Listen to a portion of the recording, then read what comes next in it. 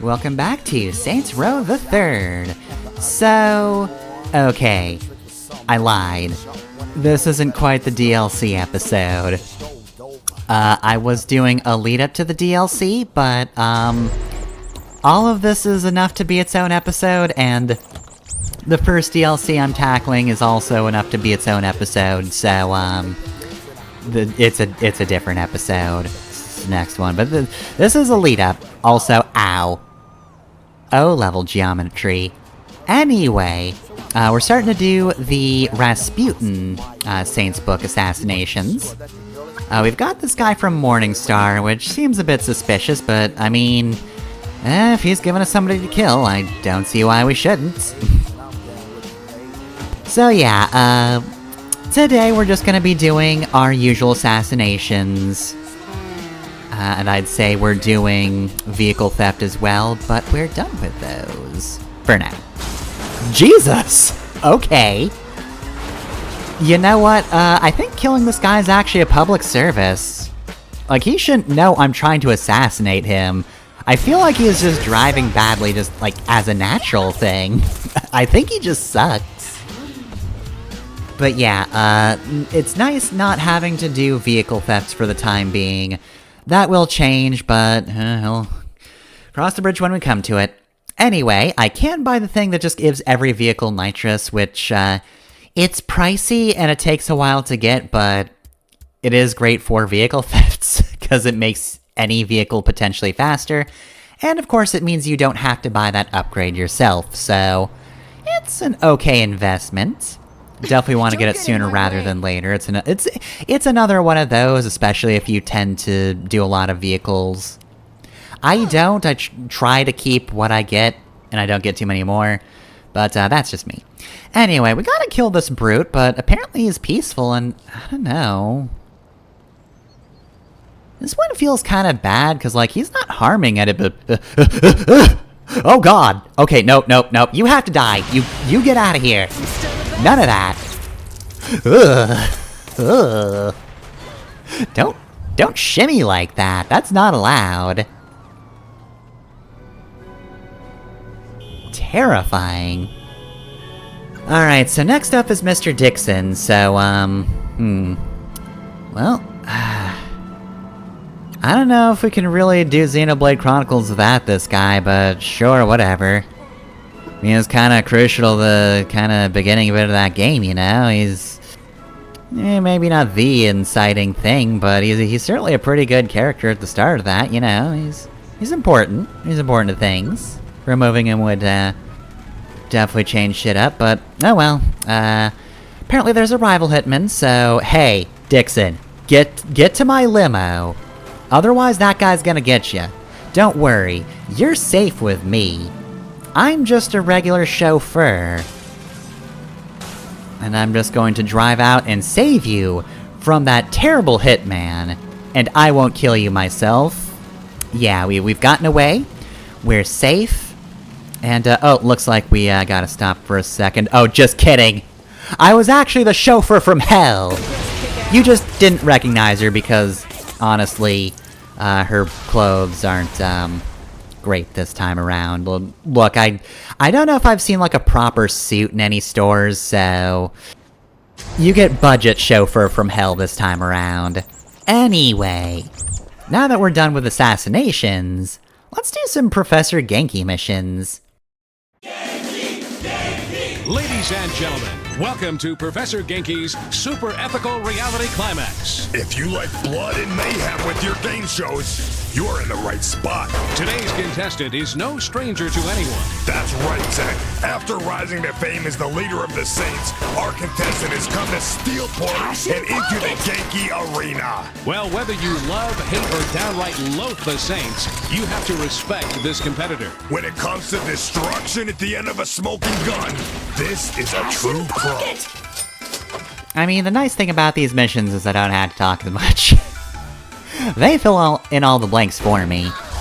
So yeah, for reasons, we're handling all of the Professor Genki missions, even though this is, I think, in a luchador neighborhood.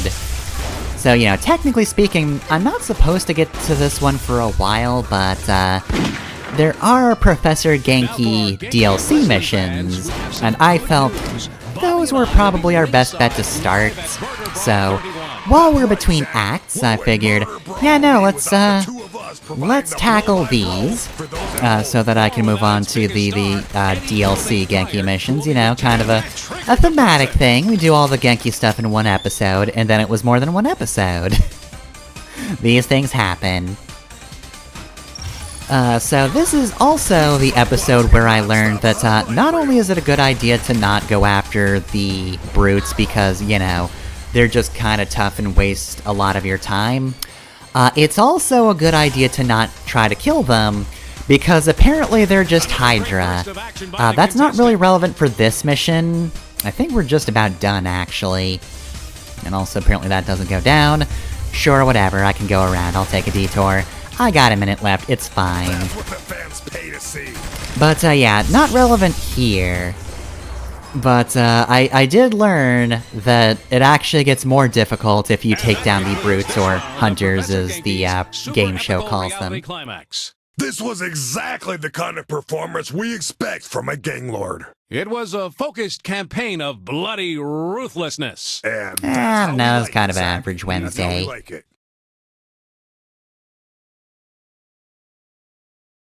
Alright, so that seems like the last Professor Genki mission. However, once you complete this one...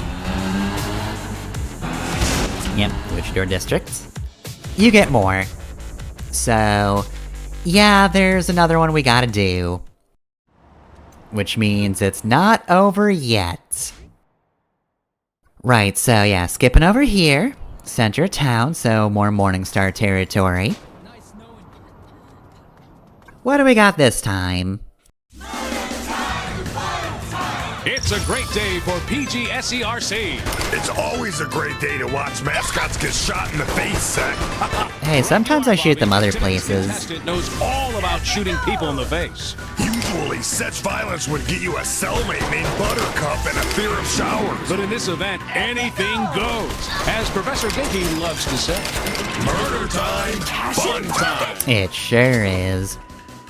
So yeah, this one's a bit of a labyrinth, but more importantly, this is the one where the brute appears, and like I said, it's kind of a Hydra situation. We all remember that one really good scene from Hercules, right? Where he keeps chopping off heads because he's just panicking because things are getting worse even though he should be doing well. And then you just have a present box exploding, which is kind of a dick move. That's completely randomized.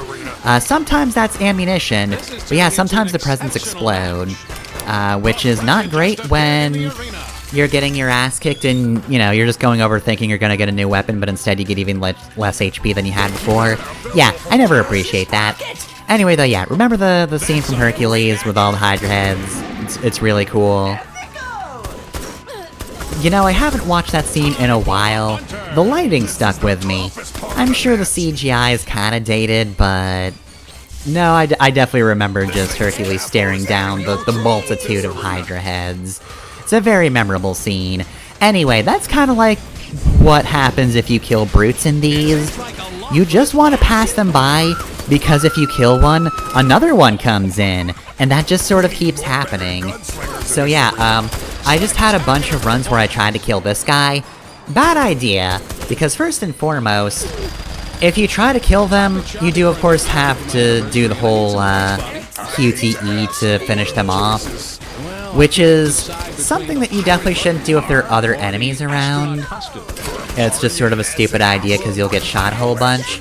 But yeah, if you do actually finish off a brute, more brutes come in. I don't know where they come from. I didn't see any brute cages, but they'll just keep coming. The brutes keep coming and they don't stop coming. And yeah, no, excuse me. I'm done. You don't need to shoot me anymore. We're good. Put the minigun down. But yeah, no, I guess technically speaking, it is a good opportunity to get more money, if you kill the brutes like that. But also, chances are you'll probably be killed, especially if you wind up with more than one brute. Which absolutely happened to me. But yeah, considering the Professor Genki activities do net you more money based on your actual performance, it's not like the set amount of money like for other activities, I guess that is a thing you can do. Ladies and gentlemen, Wouldn't call it a good idea, once though. again to Professor Genki's Super Ethical Reality Climax. Today's event should be a classic, Bobby. That's right, Zach. It's a must-see for Genki enthusiasts. We've seen today's contestant before. It's the leader of the world-famous Saints. This criminal kingpin turned media star has excelled in several matches already. One might say pretty much all of them in the base game. Has faced yet. Get ready for all the fun of bullets and body bags, folks. Let's watch the action. I haven't seen shooting like this. Okay, so now we're just on the, reaction line, so I can talk again. Right, so, despite this being the last normal one, I feel like this one's easier than the last one I did, but to be fair, that might also be just because I didn't shoot brutes to death, so I didn't have nearly as many takes where I was like, I should kill this brute to get them out of the way, and then found I was getting killed by more brutes and eventually realized, oh, this is happening because I'm killing them. I'm making my own problems. Ain't that always the way? Here comes the hunter. Those guys seem bigger every round. I'm gonna be honest, I don't think they get bigger every round, but I wouldn't put it past Volition to just, like, make a slightly larger brute model for every single fight, so that they do get bigger every round. That would only be funny to them and people who data mine, so I think it would be a pretty good joke. Look, sometimes you just have to make jokes for a very limited pool of people. Also, that brute's behind me, so let's go forward. I'm getting turned to Swiss cheese. But yeah, this one doesn't really have that difficult of a time limit. And as long as you don't kill the brute, you're good. Which, to be fair, the last one was pretty easy once I did realize I was fucking up by killing them. And I will also give it this, the brute came earlier and does seem to be kind of just a constant force driving me forward. Not like in a positive, inspirational way, more just a I will get shot to death if I don't keep moving forward way. But there's also plenty of healing points, which is nice, and, you know, provided I do keep that speed in mind, I am way over the actual limit I need to beat this stage. So, I'm pretty good. Ah, damn it. Feel like they stated the voltage earlier, and I'm pretty sure it would be enough to kill most human beings. But as always, we are the boss, so it's not actually a huge deal. Speaking of huge deals, that brute was going for a while, but he seems to have stopped. I think he got confused. Or maybe he just went into an existential crisis. I don't know. Not my problem. He stopped shooting me in the spine, so quite frankly, I'm fine with whatever happened to him.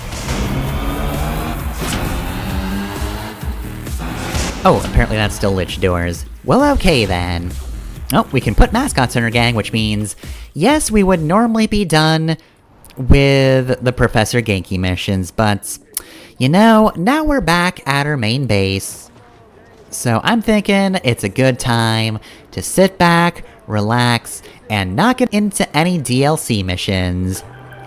Because we have a take-back first. Oh yeah, those syndicate assholes don't know when to quit. They're attacking our crib, and we need help driving them off. Yeah, so, when she says they're attacking our crib, they mean this one. The one we're in, right now. Okay, fine. So, like I said, I was originally going to make the DLC part of this episode, but then I got this particular take-back, or survival, or whatever. And, let's see how many rounds this one is, why don't we? So, this one is 9 waves, and it's based on time rather than kills. So, yeah, get ready for the rest of the episode. And also, they're already summoning brutes with flamethrowers, because they're already at 5 stars. So yeah, this one is not easy, and it just happens right outside your front doors. which I don't appreciate. You know, this is supposed to be my base, you're not supposed to be anywhere close to this, and god damn it, dude, I'm trying to conserve rockets, but no, you have to be not dying. Okay, look, can we stop moving this helicopter? Look, I've got another attack aircraft, but I don't want to use it just yet for reasons. So, you know, I don't want to lose this one, and I also don't want it to knock me into a car. Or explode. I was kind of explicitly against that. So anyway, yeah, this is a pretty tough survival mission. Honestly, your best bet, duck into the underground space. Now, you can tell from the, ring around this particular area, you can't go too far down into your garage, but you can give yourself more cover than the helicopter you rode in on, which just exploded, so it's not viable anymore. Or the Morningstar's cars. They do have a lot of cars, granted, but... yeah, I was out and about, and boy did I think I was going to die here. I was pretty positive I would have to cut this, though, to be fair, I had at least saved before this, so it wouldn't have been progress lost. But I'm also glad I was able to do this one now. Because quite frankly, again, pretty difficult, and anything I can knock off now, I appreciate. This is something I don't have to do later, and yeah, that's only Survival Wave 1. Some of them are very short, which is appreciated, but... yeah, this one's a minute 20, so... it's no shorter than anything else, really. This might have gone a little quicker if it were based on kills, just because there are so many Morningstar, but... I'm guessing that's also the point. Like, there probably would have been fewer people, but they'd maybe be a little more deadly. If this were just kill a certain number of them.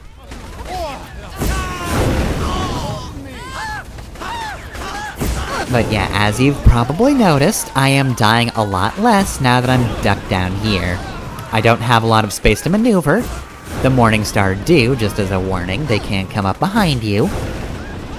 But yeah, just not being up on the street level means I got to this point of my HP, much later than I would've beforehand. Though, I'm gonna level with you, flamethrower kinda fucking sucks in this situation. Tempting as it is to use, it's nice to set people on fire, but in fairness, I can also do that with my shotgun or my SMG. So really, using the big heavy weapon is more of a detriment than anything else. Also, I think I kinda killed some of my own people, but you know what, at this point, I'm just kinda throwing things randomly. I'm just throwing grenades and seeing what sticks.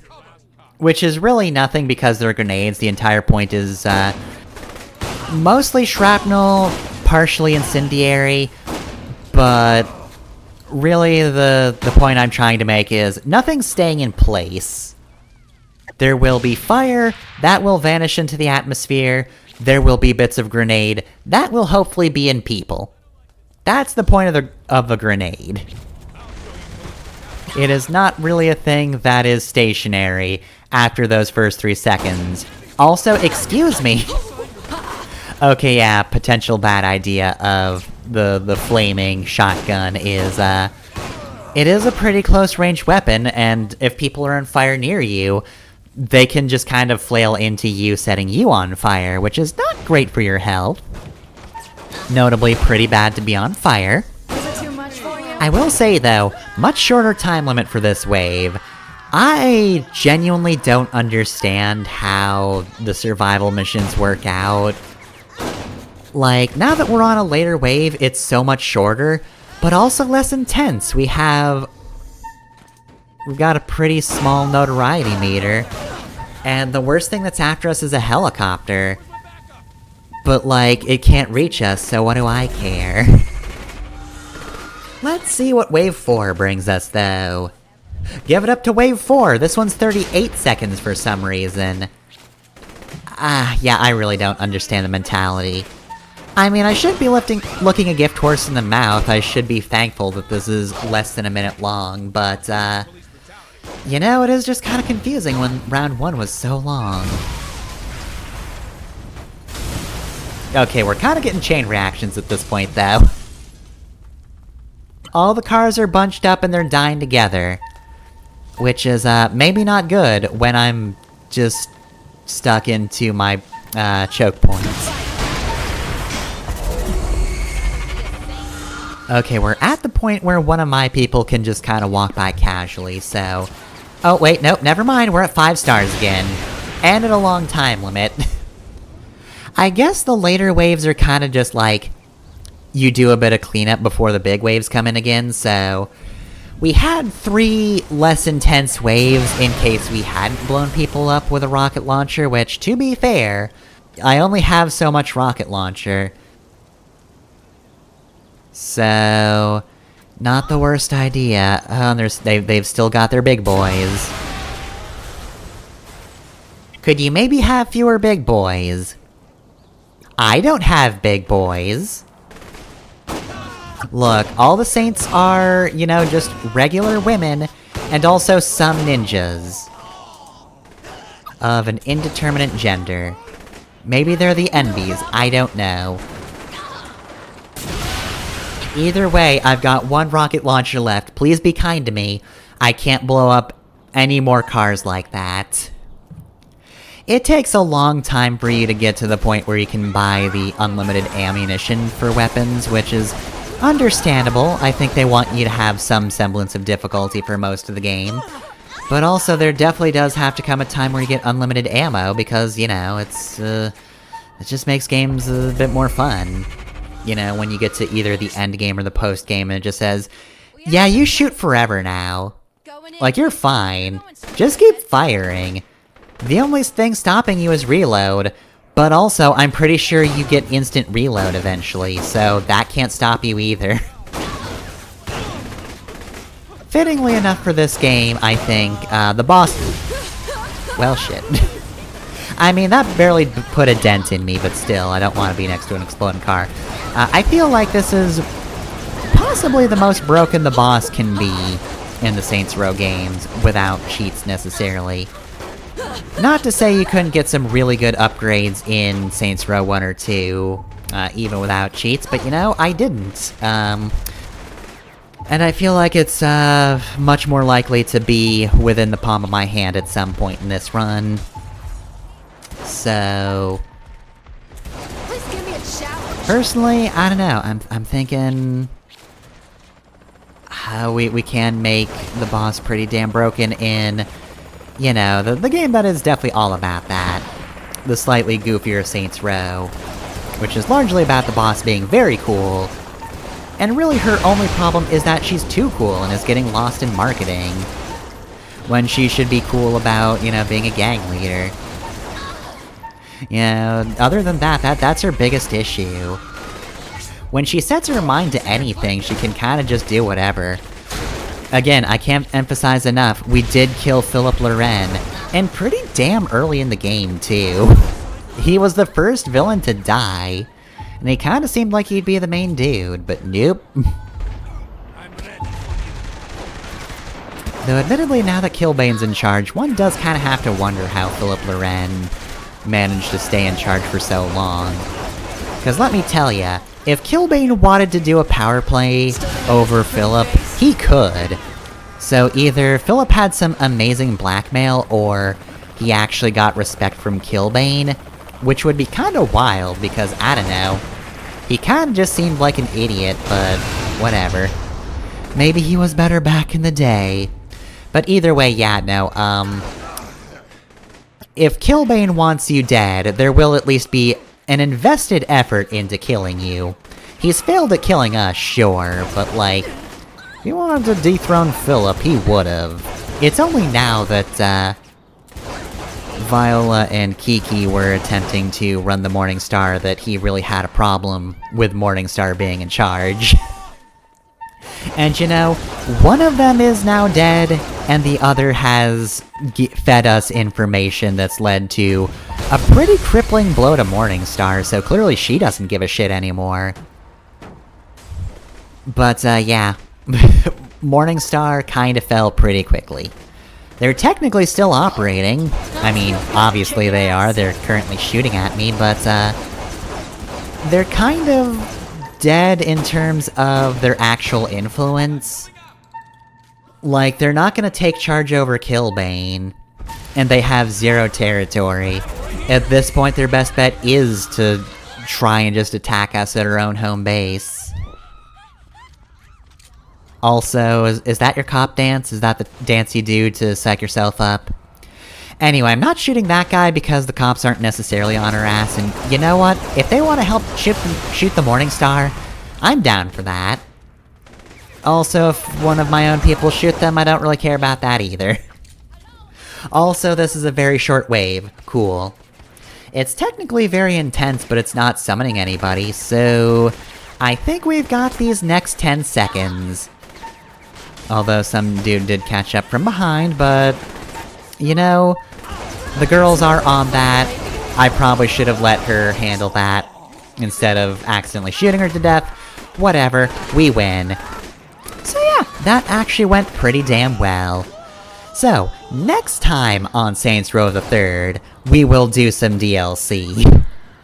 As was supposed to happen this time, but then it was interrupted by, you know, hand waves, all of this.